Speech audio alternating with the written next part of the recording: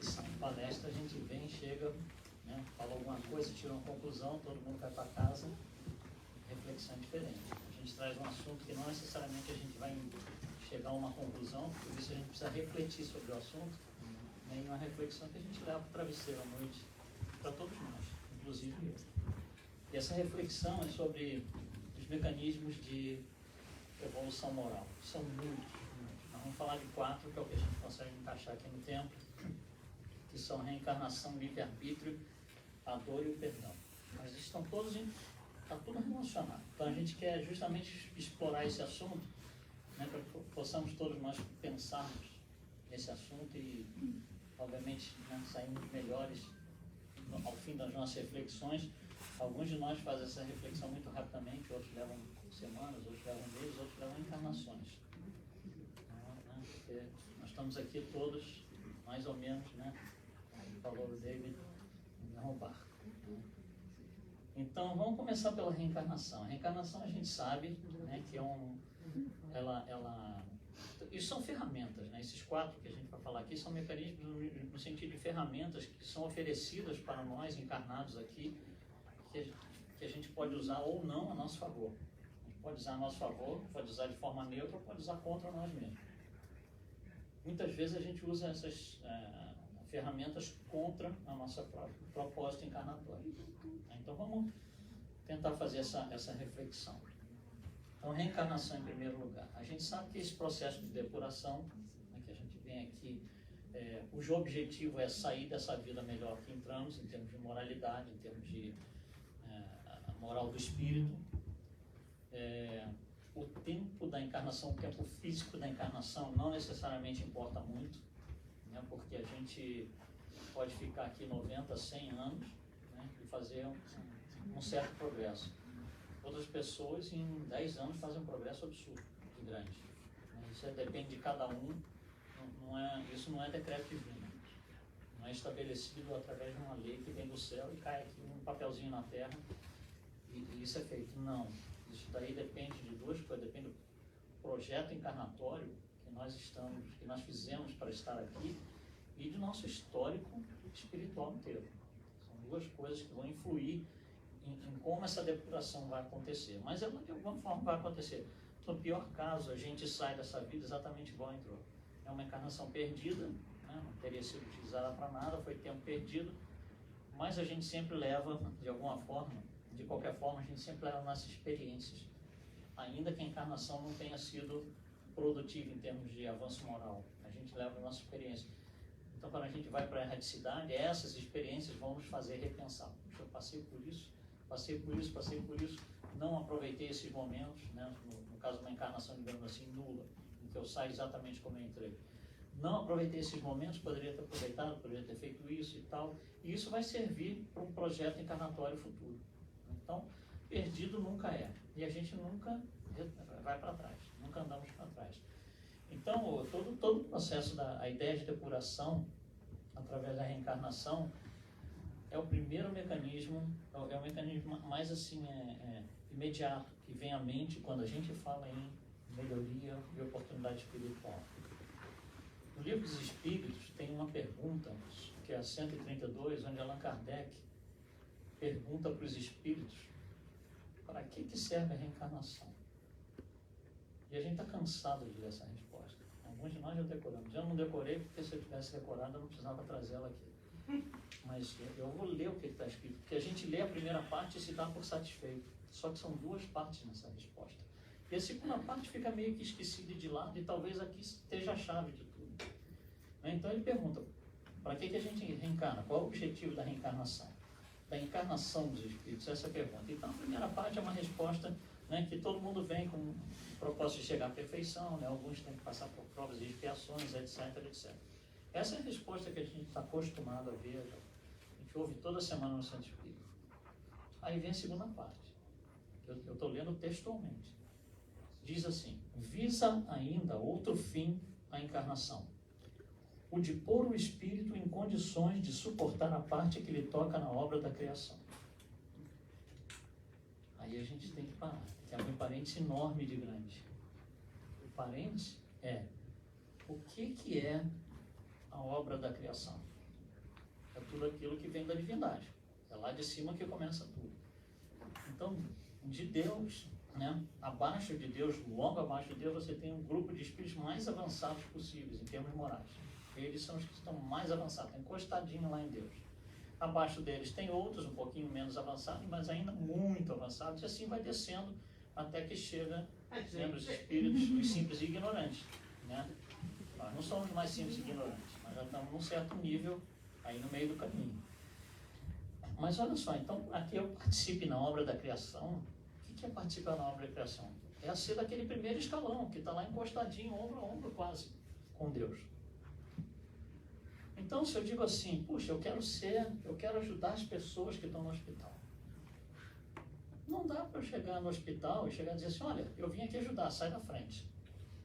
Eu tenho que me preparar para essa obra. Eu tenho que estudar, tenho que fazer escola, tenho que estudar enfermagem, medicina, biologia, química, tenho que fazer estágio, tenho que ver um monte de situações no mundo real, acompanhando os colegas de profissão, né, que já são estabelecidos. Até que um dia eu falo assim, puxa, agora eu consigo fazer um pouquinho desse trabalho.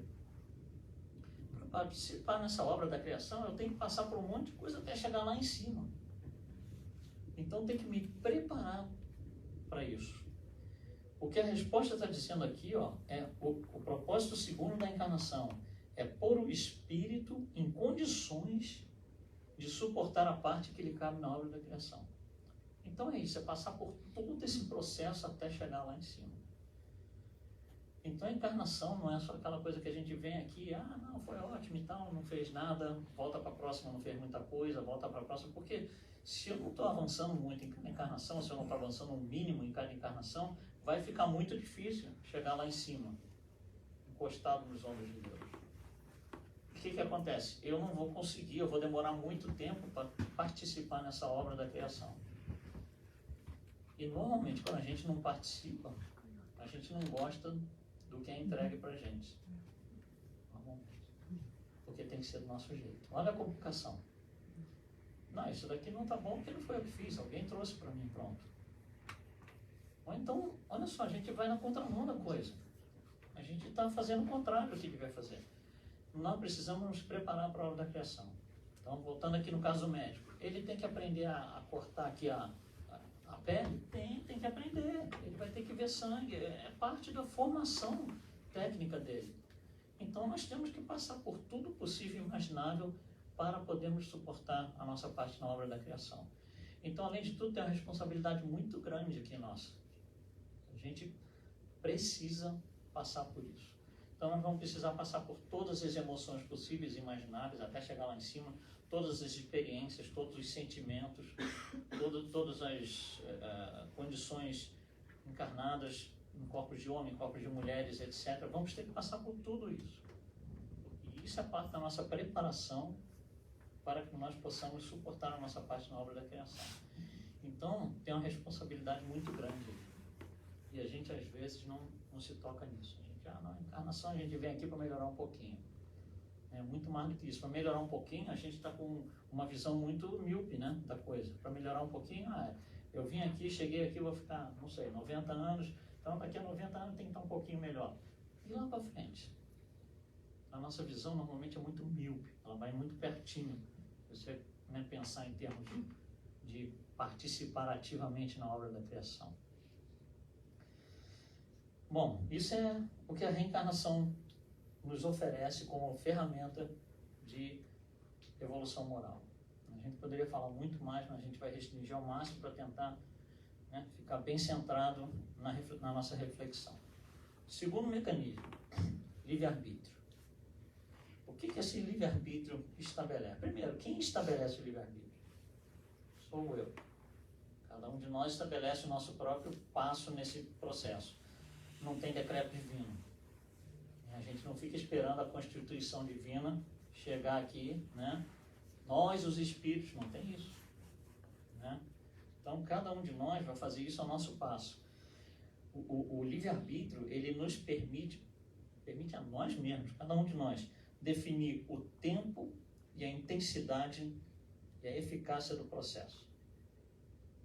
Então, eu posso vir aqui nessa vida e falar, não, essa daqui não quero fazer nada, só quero ficar brincando. Tá bom, então vou sair igual eu entrei.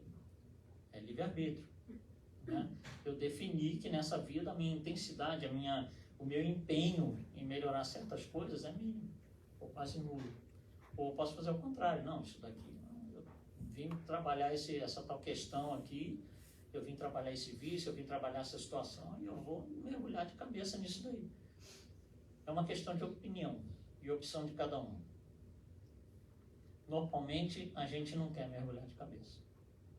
Porque a nossa maturidade espiritual ainda é muito baixa para que a gente olhe a coisa, sai fora da caixa preta, olha e diz, não, tem que mergulhar de cabeça. A gente ainda não está no ponto. É um ou outro de nós que encarna aqui que consegue fazer isso.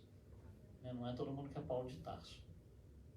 Em 3 anos, você muda de Paulo para Saulo. Não é assim para todo mundo. Muito poucos.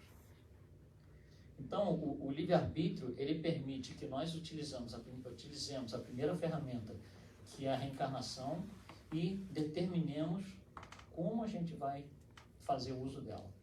Quanto de empenho eu vou colocar naquilo que precisa ser trabalhado, né, resolvido, e qual o passo, com que velocidade que eu vou fazer isso. O terceiro mecanismo que a gente vai falar hoje é a dor. E essa é terrível. Essa é terrível.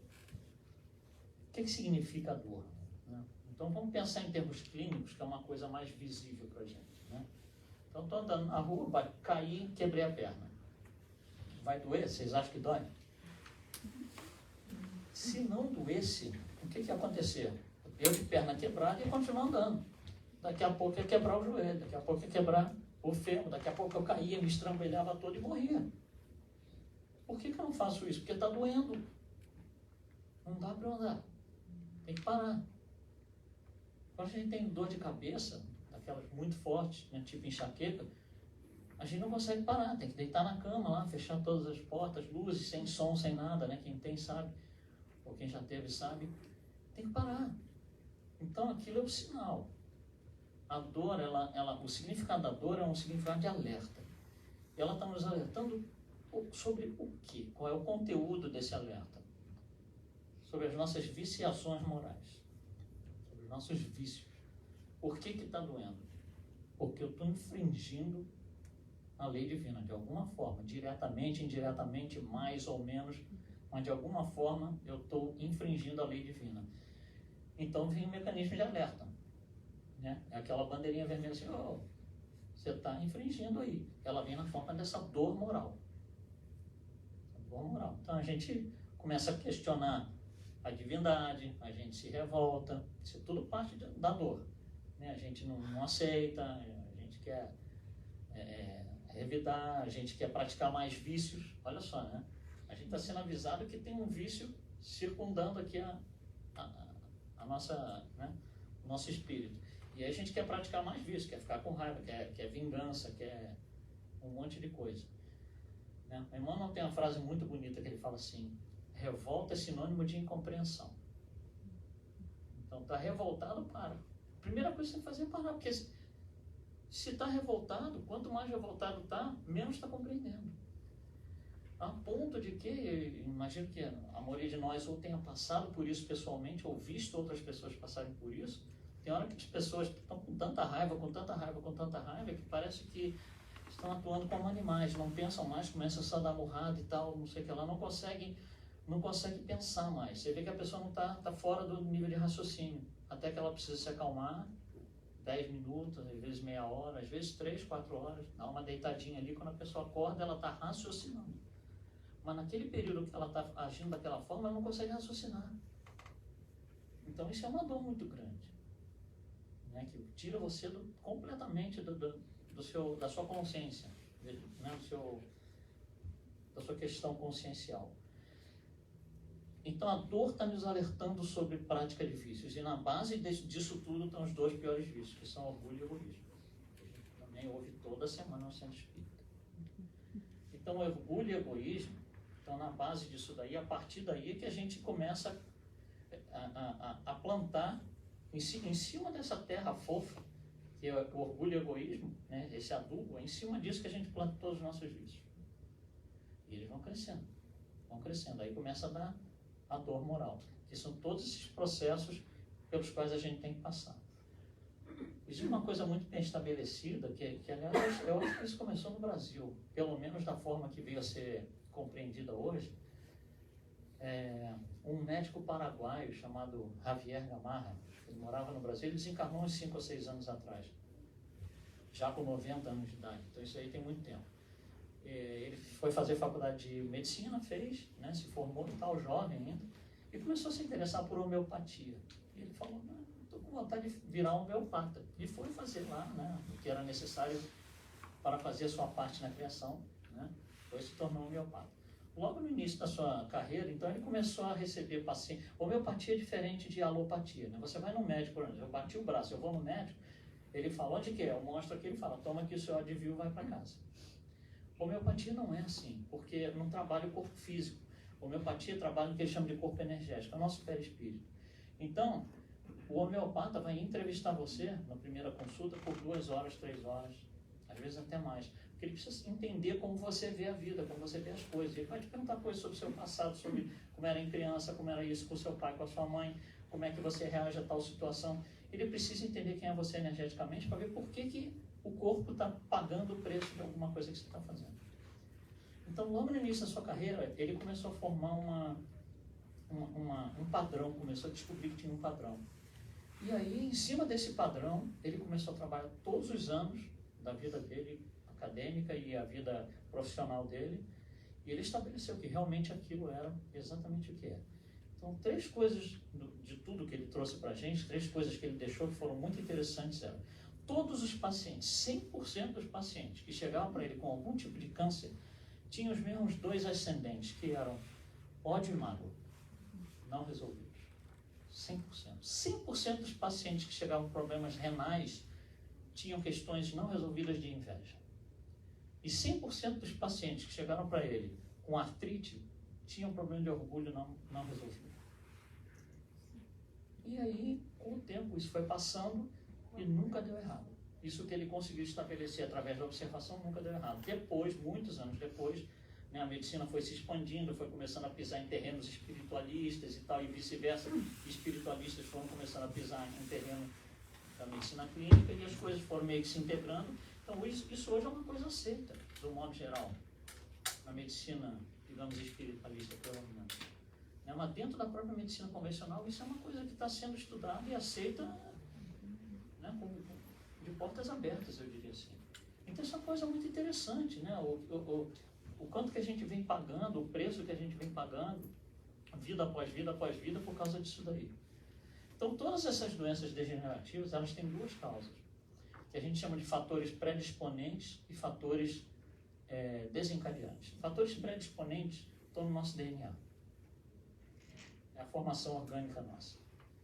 Fatores desencadeantes são aqueles que fazem a doença, que pode vir a ser doença ou não. A nossa genética está preparada de tal forma que, se eu fizer as coisas de uma forma errada, a nossa genética é utilizada para gerar doenças. Se eu fizer a coisa de uma forma certa, a nossa genética não gera essas doenças. Então, o fator predisponente são todos os nossos vícios. A gente fica com raiva de um monte de coisa, quer vingança contra não sei o que lá, quer isso, isso tudo vai refletir na nossa genética. Os nossos pontos fracos do nosso DNA, que definem aonde o nosso corpo é fraco, vão ser os pontos atingidos. Então, tem gente que o coração é fraco. Fraco no sentido de, biologicamente, né? O sistema respiratório para alguns é fraco, o sistema que vão ser refletidas todas essas condições, esses fatores desencadeantes. E esses fatores desencadeantes vêm se repetindo vida após vida após vida, encarnação após encarnação, e a gente acaba, é quase que se você gerasse para cada vida a mesma doença degenerativa e desencarna do mesmo modo. Porque se a gente não está mudando nada, né? Então, é uma coisa que a gente normalmente não dá muito valor, não dá muita importância. Por que essas doenças degenerativas estão fazendo isso? Porque é uma escolha que a gente está fazendo, é uma escolha. Eu já trouxe isso de uma vida anterior, que o meu DNA, eu sou responsável pelo meu DNA 100%, não é meu pai e minha mãe. Eu tenho um histórico espiritual que, na hora de um projeto encarnatório, disse assim, o melhor DNA é se essa pessoa se unir com essa, se esse gameta masculino se unir com esse. Esses são os dois, a melhor combinação. Mas ainda assim tem que ajustar um pouquinho. Então, durante a gestação, né, na verdade, na concepção, existe ajuste no nosso DNA. O André Luiz explica isso muito bem. Por quê? Porque eu tenho que chegar aqui com o meu DNA que permita eu ter, por exemplo, uma doença cardíaca, por causa de algum karma do passado, alguma coisa que eu fiz no passado. Então, nós somos 100% responsáveis pelo nosso DNA, pelos nossos fatores predisponentes e também pelos desencadeantes. Então, somos 100% responsáveis por tudo que está acontecendo aqui com cada um de nós. Não tem ninguém responsável, não é o vizinho, não é a mulher, o marido, o filho, o professor, o chefe.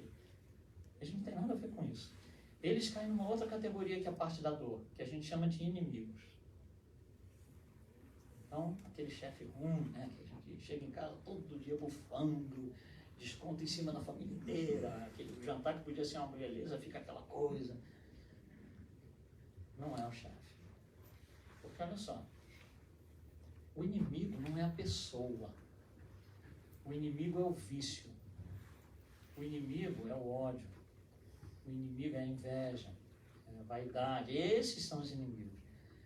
O que essas pessoas estão fazendo na nossa vida é mostrar pra gente que eu tenho inimigos. É só isso que eles estão fazendo na nossa vida. Então, para alguém mostrar que eu tenho um inimigo chamado, sei lá, vaidade, né? Eu tenho que estar perto dessa pessoa, eu tenho que ter algum tipo de interação e relacionamento com essa pessoa, ou essas pessoas, às vezes é um grupo, que vão levantar esse quesito toda hora e vão me incomodar. Idem para orgulho, idem para egoísmo, idem para paciência, tolerância. São grupos de pessoas ou pessoas que vêm trazer isso aí para que eu possa refletir sobre o assunto. Eu não reflito, eu chamo essas pessoas de inimigos. Bom, se a gente vai mudar o paradigma, o inimigo deixa de ser a pessoa e passa a ser o vício, né? O que são essas pessoas? Como é que a gente pode classificar essas pessoas? Não pode classificar mais de inimigos, nós estamos mudando o paradigma. Essas pessoas, eu diria que eles são o campo de batalha. É onde eu vou para enfrentar o inimigo e ganhar dele. Por exemplo, se toda vez que eu chego perto de uma pessoa, eu fico todo intolerante, todo impaciente, o que aquela pessoa está fazendo é despertar isso em mim durante o tempo que eu estou com ela, ou próximo dela, né?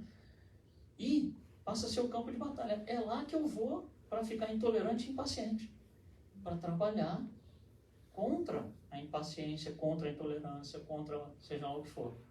Essas pessoas são campo de batalha. Então, olha só, se você pensar em termos de uma guerra física, você tem um campo de batalha aqui, né? Esses soldados aqui vão para o campo de batalha. Esses soldados que estão do outro lado vão para o campo de batalha. O que acontece se esse grupo vai no campo de batalha e esse daqui foge? Esse daqui ganhou. Então, o que acontece quando a gente foge do campo de batalha? Ah, eu não quero ir lá naquela festa porque o fulano está lá. Eu fugi do campo de batalha. Eu adiei a possibilidade de melhorar.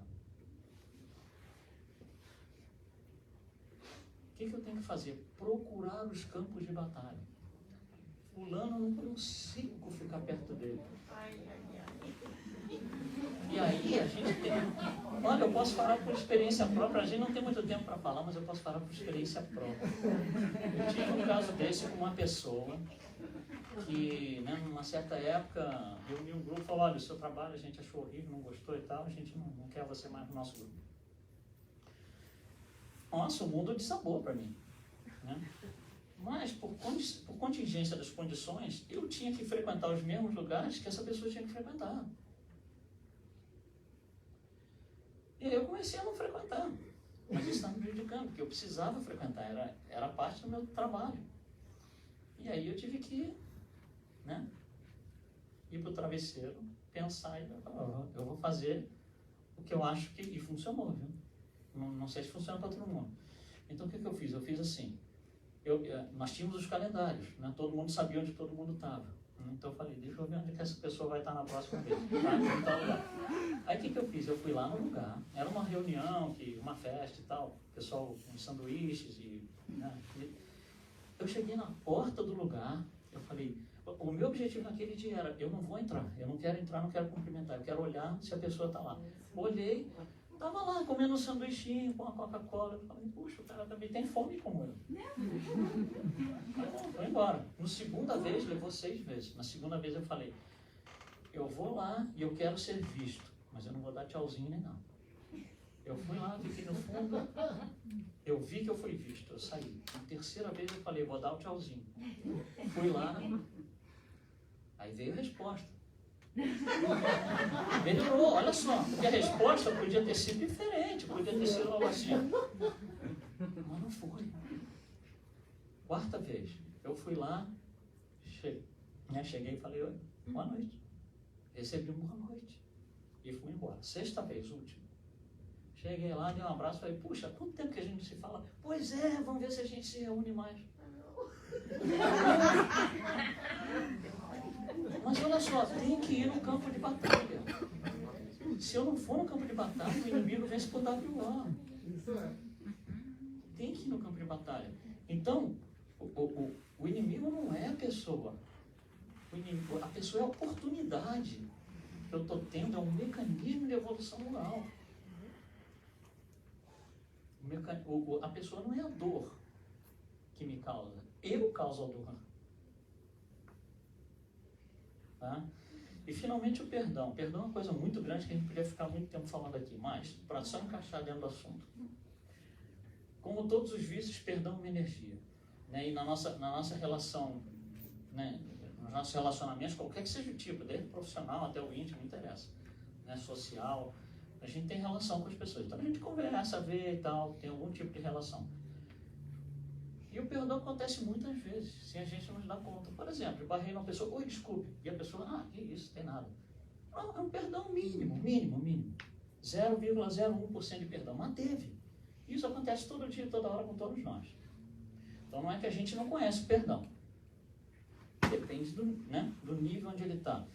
Então, se esse perdão não ocorre, se isso vai se acumulando, fica essa energia coagulada. Porque isso é um entra e sai.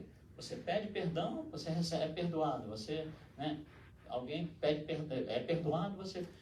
É uma energia que, se você não fizer nada com ela, se você não trabalhar isso, ela vira bola de neve, literalmente. Se acumula e fica a energia coagulada.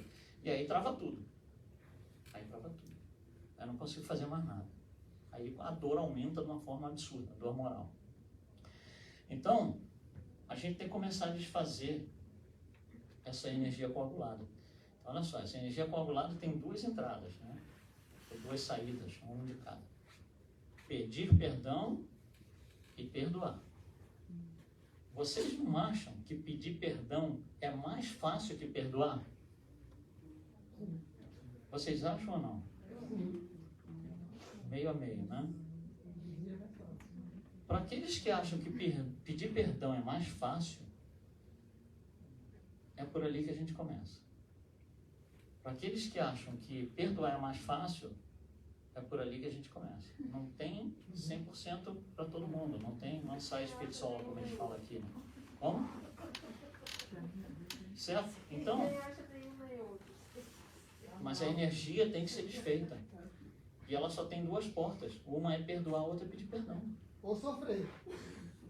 Ou fica na dor ali, eternamente, com certeza. Também porque ali é uma opção. É uma opção. Agora, pedir perdão pode ser uma faca de 2 gumes, porque ela pode piorar a nossa situação. Aí você fala assim, como? Olha só, se eu preciso, eu me conscientizei, por exemplo, que eu tenho que pedir perdão para essa pessoa daqui, porque essa pessoa me fez tal coisa. Aí eu me preparo, eu vou lá, estudo Kardec e tal, leio de André Luiz. Eu estou pronto para perdoar essa pessoa. E aí eu perdoo essa pessoa. Só que essa pessoa não fez, não foi ela que fez o que eu acho que ela fez. Então, olha só, se eu estou perdoando alguém que não fez o que eu acho que fez, o que aconteceu? Eu estou criando uma nova culpa. Eu estou acusando aquela pessoa de fazer alguma coisa que ela não fez. Piorou, não foi? Então pode piorar. Pedir perdão pode piorar se não for feito corretamente. Eu preciso identificar direito os elementos. Quem participou dessa culpa, como é que foi? Será que não fui eu que comecei? E a pessoa só reagiu? Eu não vi o que eu fiz, eu só vi a reação. Então, aquela pessoa ali. Então, se eu for perdoar aquela pessoa pelo que ela fez, porque ela reagiu ao que eu fiz, não é, eu estou piorando a situação. Eu estou criando uma culpa que não existia. Como é que eu posso perdoar alguém que não fez alguma coisa? Olha como é complicado. Então, a gente tem que ter certeza desse perdão, que eu estou perdoando a pessoa certa e como eu estou perdoando essa coisa. E perdoar não é dizer, olha, eu te perdoo. A energia tem que desfazer. Não é verbal, a energia tem que desfazer. Eu tenho que sentir confortável, né, depois supostamente do perdão, de que não tem mais a bola de neve ali, não tem mais energia coagulada. Eu posso, né, livremente me relacionar com essa pessoa. E tem uma coisa muito interessante que é o seguinte, que é onde o perdão tem maior valor. É a gente perdoar a pessoa que não consegue pedir perdão. A gente olha e a gente vê e fala, essa pessoa jamais vai vir pedir perdão para mim, por causa da maturidade espiritual dela. Ela jamais vem me pedir perdão. Aí é que tem maior valor eu ir lá e perdoar. Quando a gente identifica essas situações, olha a oportunidade que a gente está tendo de ganhar um monte de bônus olhos. Perdoar aquele que não sabe pedir perdão. É muito valioso isso. Então, olha só, tem uma situação de raiva, alguém vem com raiva e tal. Não adianta eu responder com raiva. Eu tenho que estar, para melhorar a situação, tenho que estar pelo menos um nível acima da raiva. Responder raiva com raiva, eu estou num relacionamento horizontal. Não resolve. Né? Então eu tenho que entender a raiva da pessoa e não reage. Revolta é sinônimo de incompreensão, não reage. Aí você vai lá e não, vou perdoar essa pessoa. Pronto. Mas raiva daqui não vai ter. Então o perdão, ele tem esses desafios, ele precisa ser, né, uma coisa, precisa ser trabalhada, tem que, né, esmerar bem, tem que ser bem refinada para que ele tenha valor e saia feito corretamente, senão a gente só está se prejudicando. Então essa reflexão que a gente queria trazer para a noite, só falamos de 4, né, situações aqui, mas já é bastante coisa para a gente levar para o travesseiro hoje à noite. Obrigado a todos.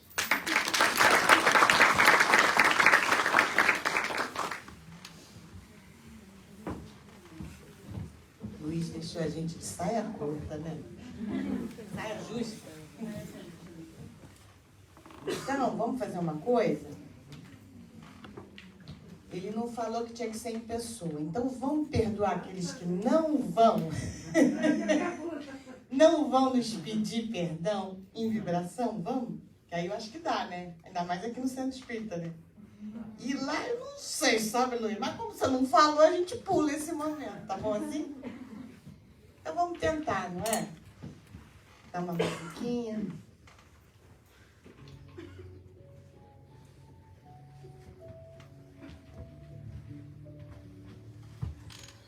Fechando nossos olhos.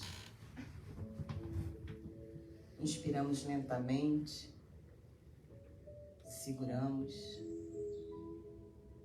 E expiramos, deixando ir embora todas as nossas dores e mágoas. Mais uma vez inspiramos lentamente,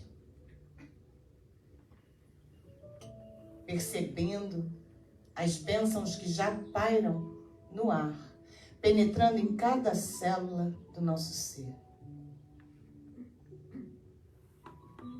E expiramos, deixando ir embora nossas dores, nossas raivas, nossa incompreensão. Mais uma vez inspiramos e nos sentimos leves, tranquilos, E ao expirar, deixamos ir embora nossas dúvidas, nossos medos. E olhamos ao redor. Nos damos conta que não estamos sós. Estamos cercados de espíritos amigos. À nossa direita, à nossa esquerda, por detrás, pela frente. Amigos espirituais que só nos querem bem. E nos sentimos fortes, energizados, tranquilos. Nosso coração se acalma. Estamos protegidos, tranquilos, calmos. Olhamos para cima. Vemos os mentores espirituais desse templo sagrado onde nos encontramos. E somos gratos. Percebemos que aqui nesse reino dos céus somos a melhor versão de nós mesmos. Aqui nesse reino dos céus somos luz, somos amor, somos perdão. E agora, fortes, corajosos,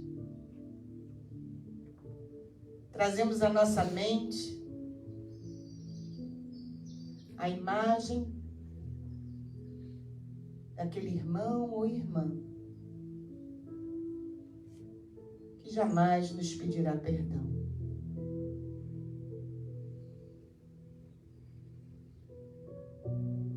E inspiramos lentamente, pedimos a ajuda do nosso irmão maior que nos ensine que aqui nesse reino dos céus podemos sim perdoar. Olhamos nos olhos desse irmão e vemos a imagem se desfazendo e esse irmão se tornando uma criança, um bebê.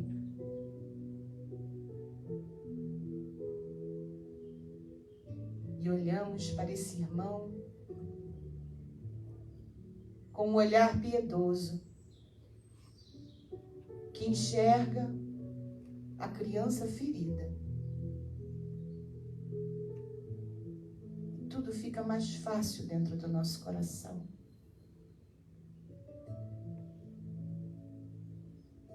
Podemos pegar esse bebê no colo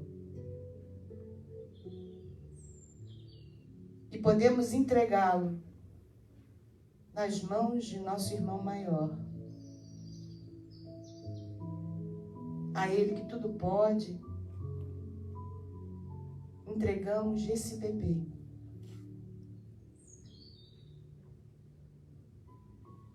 E aos pés do Mestre, deixamos toda a mágoa, todo o ressentimento, toda a tristeza, todo o peso do não perdão. E deixamos ir embora. E olhamos para cima e somos gratos que aquilo que não podemos, em Deus podemos. Aquilo que não podemos, nesse reino dos céus podemos. E nos sentimos felizes, leves, tranquilos. E nos olhamos nos espelhos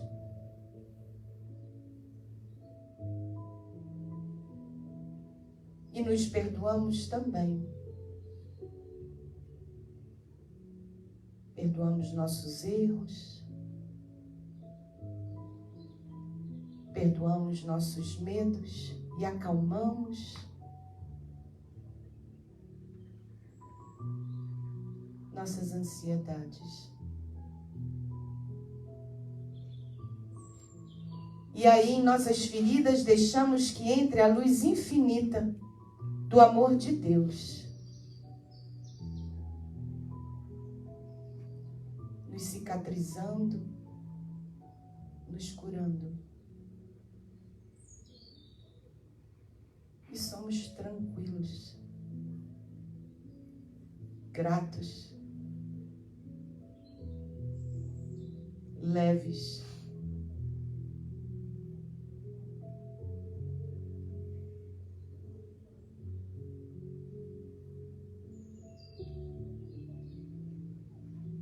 O amor pulsa, a harmonia pulsa, a leveza pulsa. Somos fortes, felizes e gratos. Graças a Deus. Pedimos que os passistas prossigam